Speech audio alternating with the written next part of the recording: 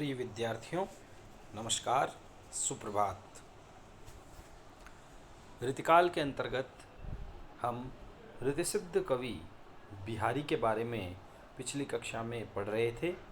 पिछली कक्षा में हमने बिहारी के जीवन व साहित्यिक परिचय को पढ़ा और विभिन्न इतिहासकारों के द्वारा बिहारी के लिए क्या वक्तव्य दिए गए, क्या कथन किए गए, उनको हमने जाना।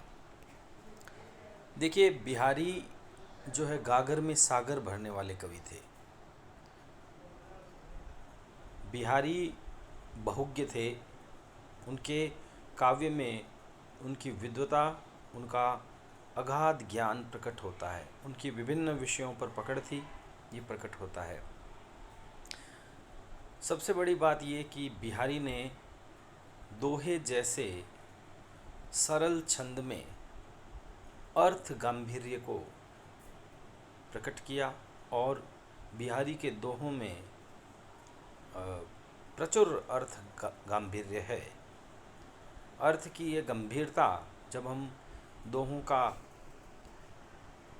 अर्थ समझते हैं तब प्रकट होती है। इसीलिए बिहारी के जो दोहे हैं उनके बारे में कहा गया है कि बिहारी के दोहे ज्यों नाविक के तीर, देखण में छोटे लगे, घाव करे गंभीर।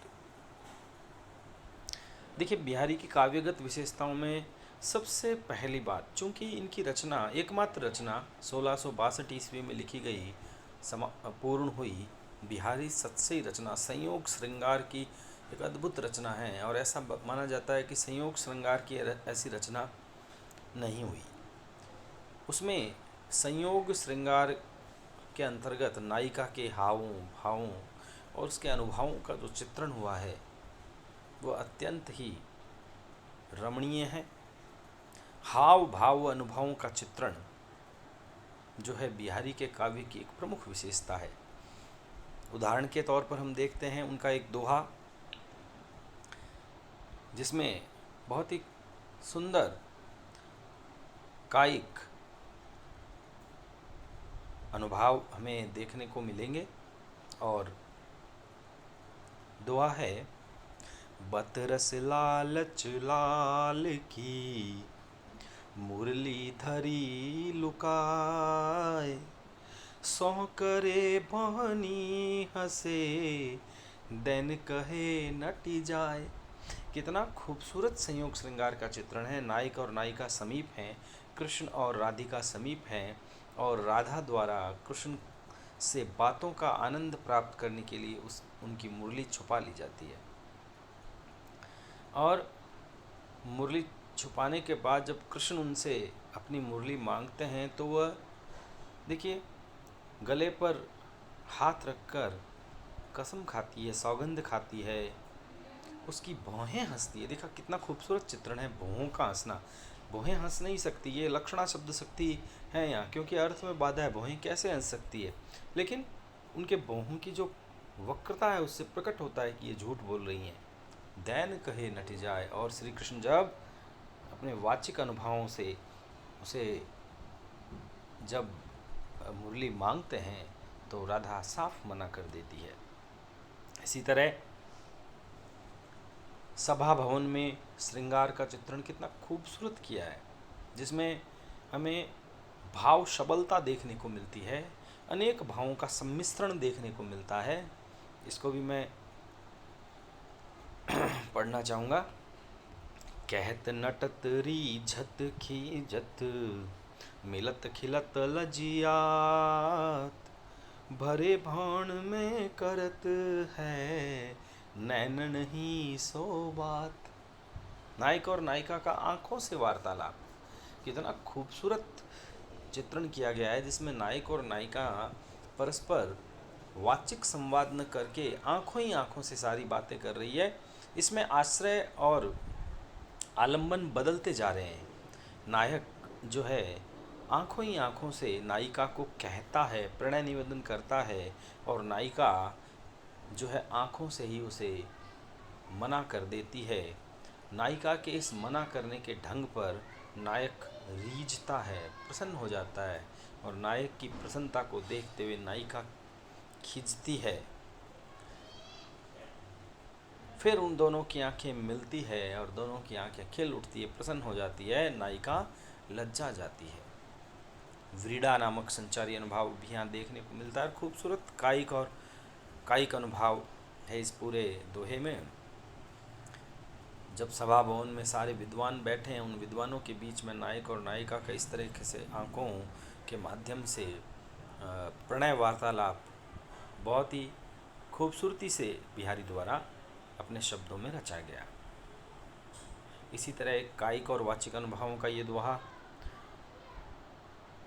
नासा मोरी नचाई द्रग करी कक्का की सौह, कांटे सी कस के हिये गड़ी कंटीली भों।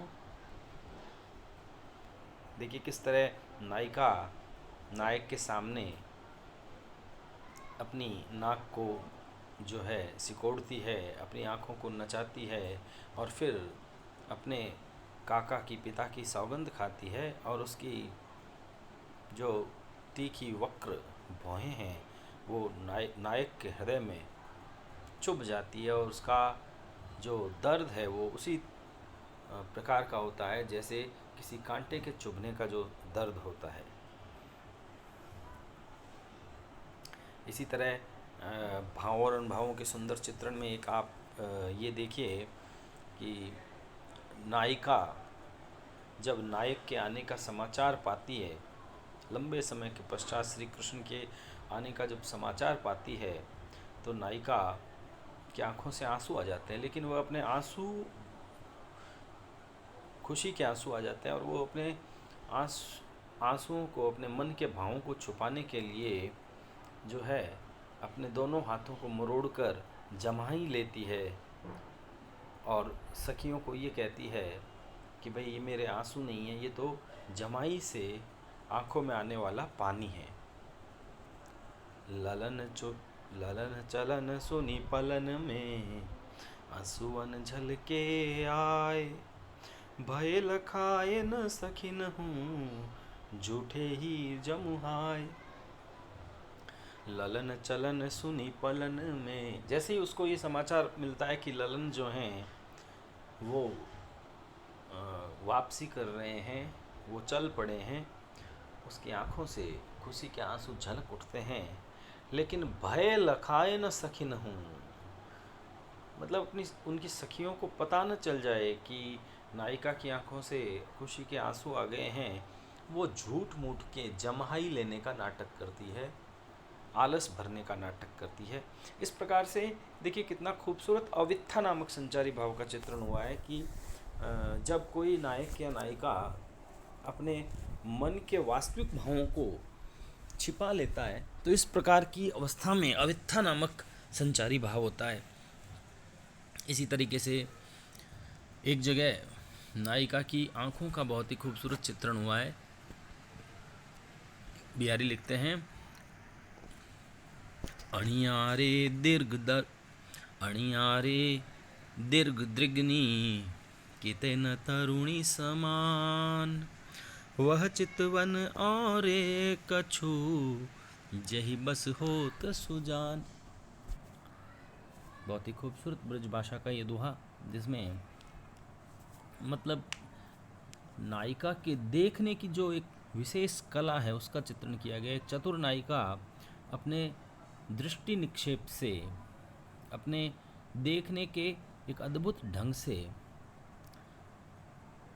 किस तरह अपनी कुशलता का प्रदर्शन करती है, उसके बारे में बताते हुए कहते हैं कि अणिया रे दीर्घ दृग्नि, अणिया रे यानी तीखे, दीर्घ यानी बड़े, दृग यानी आँखें, कितै न तरुणी समान, मतलब जो युवा होती नायिकाएं हैं उनकी आंखें बड़ी बड़ी और तीखी होती हैं, लेकिन वह चितवन और कछु जई बस होत सुजान, लेकिन देखने की अद्भुत कला जो है वो कुछ चतुर नायिकाओं में ही होती है, सुजान नायिकाओं में होती है। भेद का अतिशोक्ति, अतिशोक्ति का एक भेद है इसमें अलंकार में, जहाँ औरे मतलब किसी एक ऐसे शब्द का प्रयोग किया जाए जिससे भेद हो जाए, जैसे और इत्यादि। उसके बाद में देखिए भक्ति का वर्णन, जैसा कि नगेंद्र जी ने अपने इतिहास में कहा है कि रीतिकाल के कवियों की रचनाओं में भक्ति का वर्णन है और भक्ति उनकी मनोवैज्ञानिक आवश्यकता थी, है ना। श्रृंगार रस के विलास में डूबे हुए इन कवियों में इतना नैतिक साहस नहीं था कि वो भक्ति की अवहेलना कर सकें। तो बिहारी सतसई में भक्ति के और नीति के भी दोहे हैं, 70 दोहे माने जाते हैं। जैसे इस सतसई का प्रथम दोहा जो है, मेरी भव बाधा हरो राधा नागरी सोई, जातन की झाई परे श्याम हरितु दुति होई, तो इसमें भी भक्ति रस का वर्णन है। इसी तरीके से श्री कृष्ण के मनोहारी वेशभूषा का वर्णन, आहारी अनुभवों का चित्रण किया गया है। शीस मुकुट कटि काछनी कर मुरली उर्माल, यही बानक मोमन बसो सदा बिहारी लाल। श्री कृष्ण के किस रूप को बिहारी अपने मन में बसाना चाहते हैं उसका वर्णन उन्होंने बड़े मोहक अंदाज में किया है। शीस मुकुट कटि काछणी, यानी सिर पर मुकुट धारण किए हुए, कमर पे पीताम्बर पहने हुए, कच्छा पहने हुए, कर मुरली उर्माल, हाथों में बांसुरी और हृदय पर गुंज की माला पहने हुए जो श्री कृष्ण हैं वो मेरे हृदय में रहें, सदैव रहें। इसी तरीके से देखिए कितना खूबसूरत श्री कृष्ण की भक्ति का सरस वर्णन हुआ है, जिसमें वो कहते हैं, वाह अनुरागी चित्त की गति समुझे नहीं कोई, ज्यों ज्यों बूढ़े श्याम रंग त्यों त्यों उज्ज्वल होए। मतलब श्री कृष्ण की भक्ति में डूबने वाले का व्यक्तित्व किस तरह परिवर्तित होता है, इसके लिए उन्होंने ये जो दो पंक्तियां हैं दोहे की, इसमें खूबसूरती से शब्दालंकार और अर्थालंकार दोनों का प्रयोग किया है। वो कहते हैं कि ये जो प्रेम भरा मन है, श्री कृष्ण के प्रति प्रेम भरा मन, इसके स्वभाव को कोई समझ नहीं सकता। ज्यों ज्यों बूढ़े श्याम रंग त्यों त्यों उज्जवल होए, मतलब जैसे जैसे ये श्याम रंग में डूबता है, देखिए श्याम यानी यह कृष्ण है, भगवान कृष्ण की भक्ति में डूबता है, त्यों त्यों उज्जवल होए, वैसे वैसे इस मन के सारे दोष जो हैं वो समाप्त हो जाते हैं। यहाँ हम देखें, इस ज्यों ज्यों बूढ़े श्याम रंग त्यों त्यों उज्जवल होए, इस पंक्ति में हम देखें तो शब्दालंकार श्लेष व अर्थालंकार विरोधाभास प्रकट होता है। विरोधाभास अलंकार वहाँ होता है जब पंक्ति के शब्दों में तो विरोध हो, यहाँ शब्दों में विरोध है कि काले रंग में डूबने पर कोई उज्जवल कैसे हो जाता है, ये विरोध है। लेकिन जब हम इसका अर्थ करते हैं तो विरोध समाप्त हो जाता है। ये विरोधाभास अलंकार की विशेषता है कि पंक्तियों में, शब्दों में देखने पर विरोध होता है, आभास होता है विरोध का, लेकिन अर्थ करने पर विरोध समाप्त होता है। तो यहाँ स्पष्ट लग रहा है कि भी काले रंग में डूबने से कोई उज्जवल कैसे हो जाती है। तो इसका अर्थ हम करते हैं कि श्री कृष्ण की भक्ति में डूबने पर व्यक्ति के समस्त दोष जो हैं वो समाप्त हो जाते हैं, व्यक्तित्व उज्जवल हो जाता है। श्लेष की बात करें तो श्याम के दो अर्थ हैं, काला और श्री कृष्ण। इस प्रकार से यहाँ श्लेष अलंकार भी है। अब हम बात करते हैं नीति के दोहों की। बिहारी, जायसी और घनानंद, इन तीनों में एक विशेष बात है कि बिहारी, जायसी और घनानंद के काव्य पर फारसी प्रभाव पड़ा है। इनके काव्य में फारसी का प्रभाव है, फारसी साहित्य का। फारसी साहित्य का प्रभाव क्यों मानते हैं? देखिए दो कारण हैं। एक तो श्रृंगार रस के साथ विभत्स रस का प्रयोग नहीं होता, ये विरोधी रस माने जाते हैं। लेकिन जायसी के काव्य में श्रृंगार रस के साथ विभत्स रस का प्रयोग मिलता है, इसलिए जायसी के काव्य में फारसी का प्रभाव माना जाता है। बिहारी और घनानंद जो हैं, इनके काव्य को यदि हम देखें तो बिहारी के काव्य में ऊहात्मकता है। ऊहात्मकता एक शब्द है जिसका अर्थ होता है गहरी कल्पना, ऊहा का पाया जाना। तो ये फारसी साहित्य में देखने को मिलता है। नीति के दोहों की बात करें तो इनका एक और नीति का दोहा है जो मैं पढ़ रहा हूँ। दृग ऊर्जत टूटत कुटुम्ब, जुरत चतुर चित प्रीति, परति गांठ दुर्जन ही है, नई नई ये रीति। देखिए, दृग ऊर्जत यानी आँखों का लड़ना। आँख लड़ना, आँखें कभी लड़ती नहीं, एक मुहावरा है, और मुहावरे का जहाँ प्रयोग होता है वहाँ लक्षणा शब्दशक्ति होती है। लक्षणा शब्दशक्ति का एक भेद है, रूढ़ा लक्षणा, वह मानी जाती है। आँख लड़ती है, परिवार टूटता है, टूटत कुटुंब, और चतुरों के हृदय में प्रेम जुड़ता है। देखिए, कारण कहीं है और कार्य कहीं है। भी लड़ता कोई और है और टूटता कोई और है ना।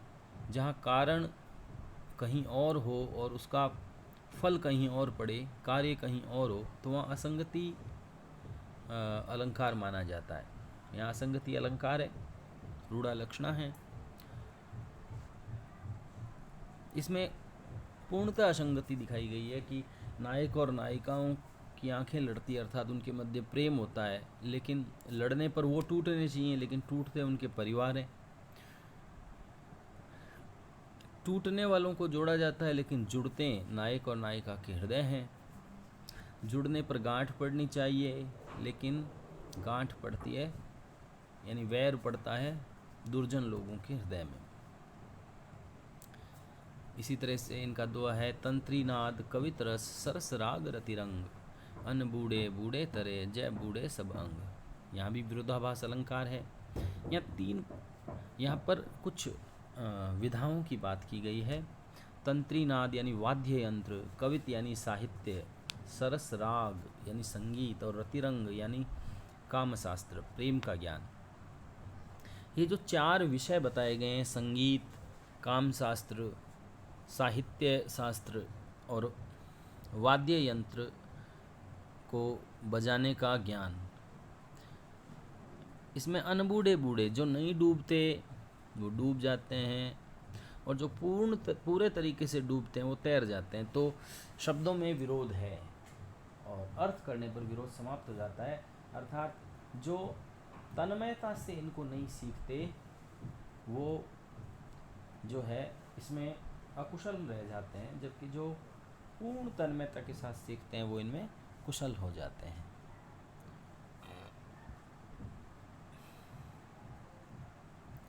नर की अरुणल नीर की, गति एक करे जोए, जय तो नीचो हुए चले, तय तो ऊंचो होए।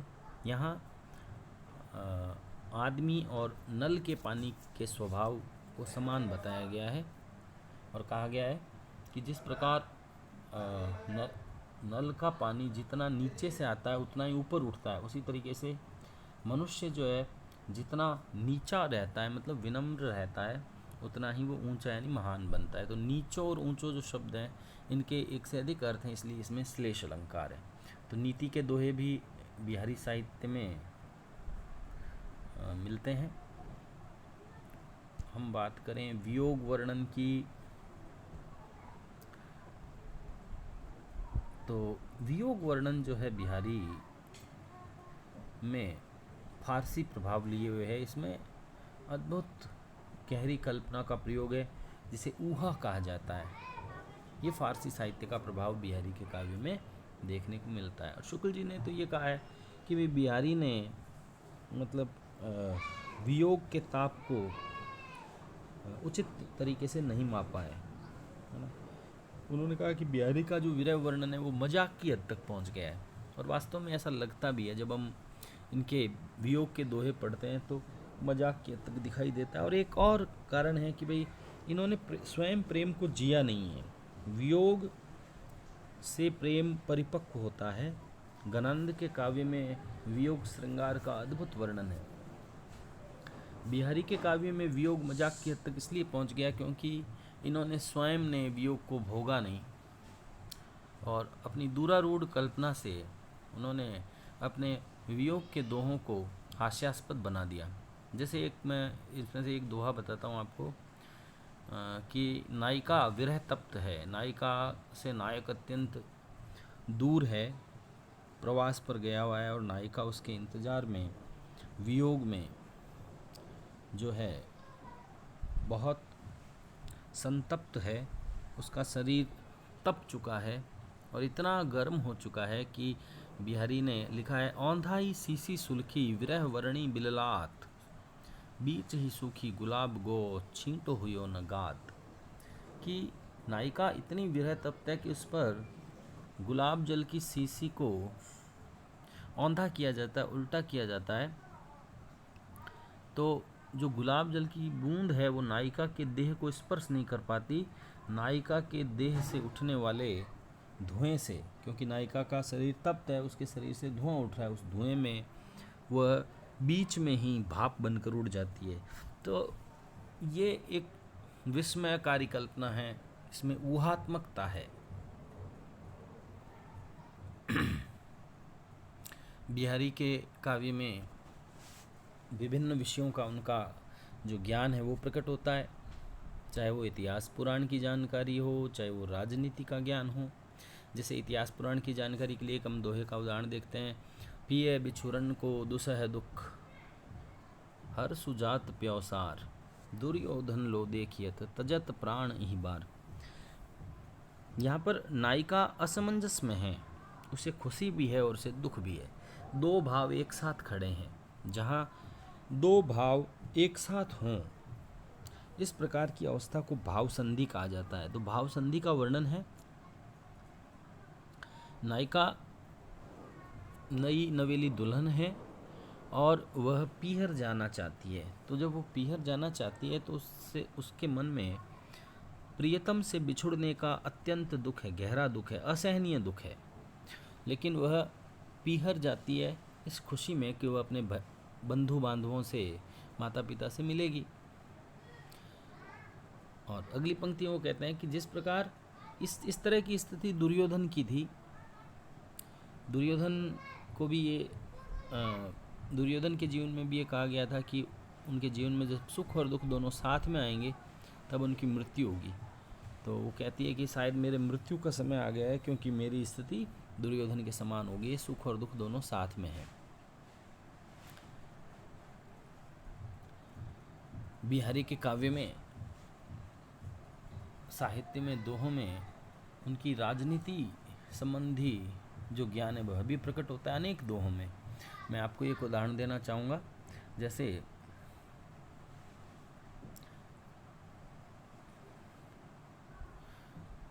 वो जयपुर में जब मिर्ज़ा राजा जयसिंह के दरबार में थे तो उस वक्त भारत में दो प्रकार का शासन था।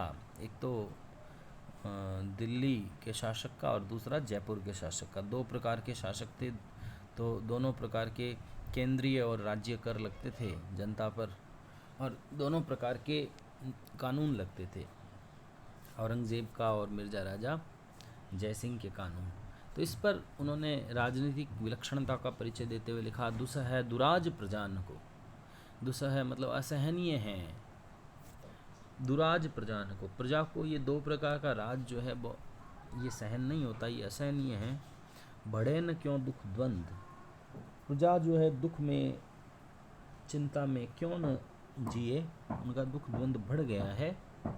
अधिक अंधेरो जग करे मिली मावस रविचंद। एक खूबसूरत दृष्टांत अलंकार में बिंब प्रतिबिंब भाव है कि जिस तरीके से